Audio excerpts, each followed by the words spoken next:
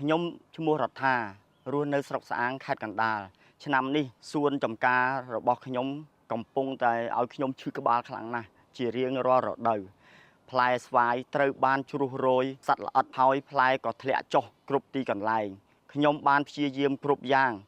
ចាប់ពីជីគីមីរហូតទៅដល់ថ្នាំសម្លាប់សត្វល្អិតប៉ុន្តែស្ថានភាពមិនប្រសើរឡើយបន្ទាប់មកថ្ងៃមួយខ្ញុំត្រូវបានគេណែនាំឲ្យស្គាល់ជីជីវសាស្ត្រកាហ្គរីនដោយលោកបាដែលជាមិត្តជិតស្និទ្ធដែលបានដាំដំណាំរុក្ខជាតិជាច្រើនទសវត្សរ៍ណាស់មកហើយលោកបាជាមនុស្សមានបទពិសោធន៍ចំការដំណាំតែងតែបៃតងខៀវស្រងាត់ដូច្នេះខ្ញុំត្រូវជឿជាក់លើគាត់ខ្លាំងណាស់ដំបូងឡើងខ្ញុំមានការសង្ស័យជាខ្លាំងណាស់ព្រោះខ្ញុំបានខកចិត្តជាច្រើនដងណាស់មកហើយប៉ុន្តែបន្ទាប់មកខ្ញុំ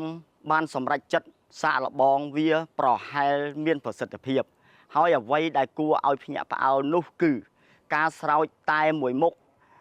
មានប្រសិទ្ធភាពបន្ទាប់ពីរយៈពេល7ថ្ងៃចំការដំណាំរបស់ខ្ញុំហាក់ដូចជាមានការរស់ឡើងវិញផ្លែស្វាយមានស្លឹកពណ៌បៃតងក្រាស់ផ្លែធំភ្លឺចាំងនិងគ្មានសត្វល្អិតឡើយផលិតភាពបានកើនឡើងខ្ពស់ប៉ុន្តែការចំណាយត្រូវបានថយចុះខ្លាំងខ្ញុំបានគណនាថាកាហ្គរីនមួយដបអាចស្រោចពេញចំការរបស់ខ្ញុំវាមានតម្លៃថោកជាងប្រភេទជីផ្សេងទៀតចំណុចល្អបំផុតគឺជីវសាស្ត្រកាហ្គរីនសុវត្ថិភាពសម្រាប់គ្រួសារខ្ញុំទាំងមូលមិនចាំបាច់បារម្ភថាដីខ្លាយជាដីស្បែងនោះទេដូច្នេះហើយខ្ញុំប្រមូលផលបានទាំងចេកនិងស្វាយគុណភាពផ្លែឈើល្អ